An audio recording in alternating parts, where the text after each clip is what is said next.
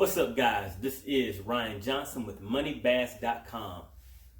Out here just getting things unpacked and packing them back up, coming off of our final tournament for the Rob Bender's Bass Club season at Lake Logan Martin. Actually, after this tournament, then we have our final classic.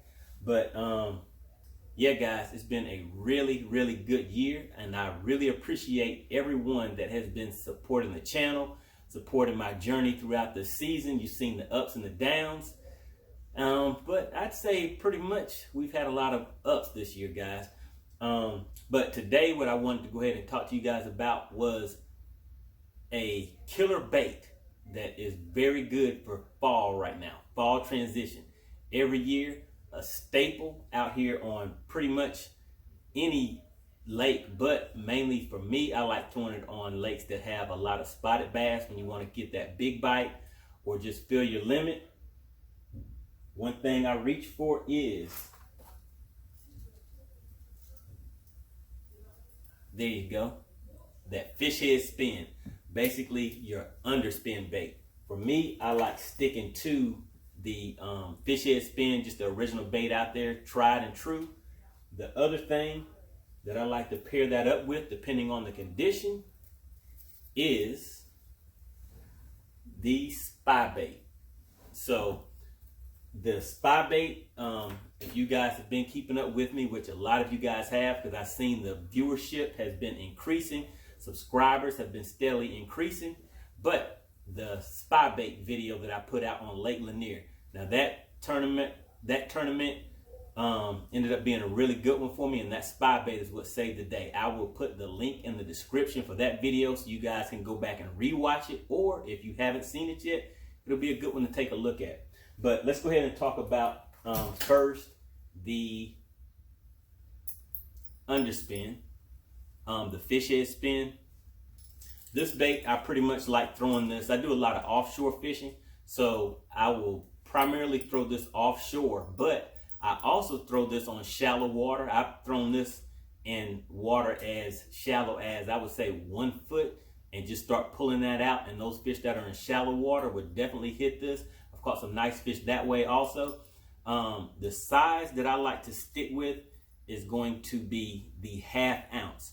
And the reason I like that 1/2 ounce bait is primarily because, like I said, I fish a lot of offshore structure, brush piles, things like that.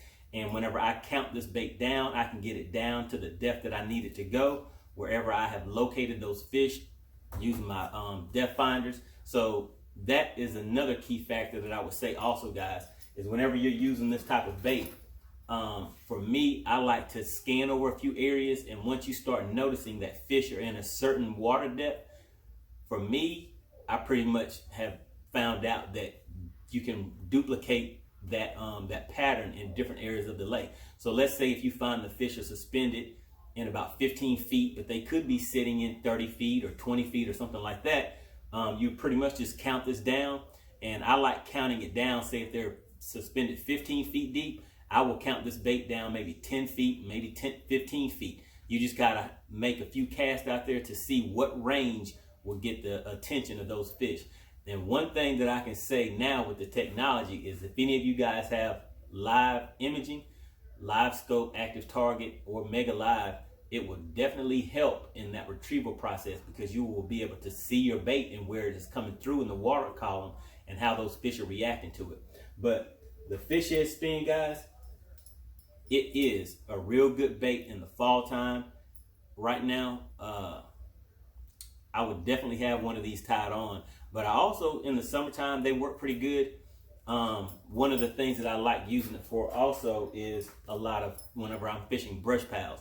So it's pretty much the same thing. Once you scan that area and you can notice the depth of those brush piles, you want to count it down to where it goes just above those brush piles.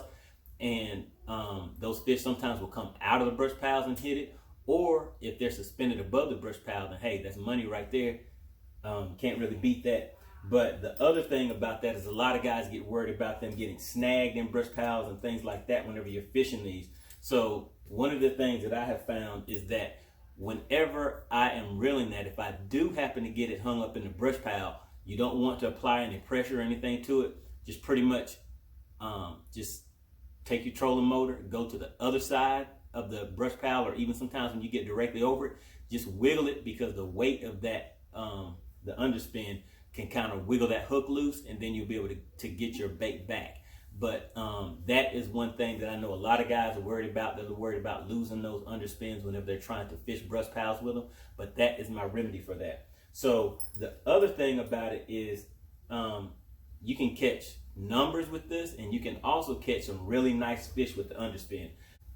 For the rigging of the fish head spin, like I said, I generally like the 1/2 ounce size, and I will pair that up with a 3-inch, or sometimes I will bump it up to a 3.5 or 3.75 inch swim bait on there. The baits that I use are going to be something like your Rage Swimmer, Strike King Rage Swimmer, and I also get the Tournament Series Speed Shad, and those come from Bass Pro, and these are in the 3-inch. The majority of the time I will throw that 3-inch, and of course I'm pretty sure a lot of you guys are familiar with this, but whenever you rig these up, you want to make sure that they are straight. So let me just show you a close-up real quick. So you'll see the little bump out right here, the little bait keeper. So that works very well. So whenever you're rigging this up, if maybe the first or second time it doesn't go on completely straight, you can still pull it back off and slide it right over that bait keeper, and it will work out very well for you. Sometimes people put maybe like a small drop of super glue or something like that on there to keep it in place. I don't generally do that, but if you've been catching a lot of fish on it, then hey, that will help out and keep that bait on the hook for you. But there you go, just that quick and simple. You want to rig that, make sure it stays on there straight, lined up very well, and that bait right there is good to go, guys. But sometimes you'll run into a situation where you can feel them hitting it, but they're not completely taking that bait. So you'll keep getting hits and things like that, but you won't be able to connect with them. With me, what I'll do from there is grab the Spybait. The main difference with that is the Spybait is going to have the hooks in the back. So you have 2 sets of treble hooks on there. So whenever they come and nip at the back of this bait, there's a real good chance that you will go ahead and connect with that fish and be able to get it to the boat. So with the Spybait, for me, what I have found is the action of that rod, and I would say the line size that you use are some key factors in how well that bait performs. So for me, I like throwing that on 8-pound line. Some people use 7 pounds, so I would say 7 to 8 pound line. I use braid as the filler or main line, and then behind that I will put my leader, that 8-pound fluorocarbon line.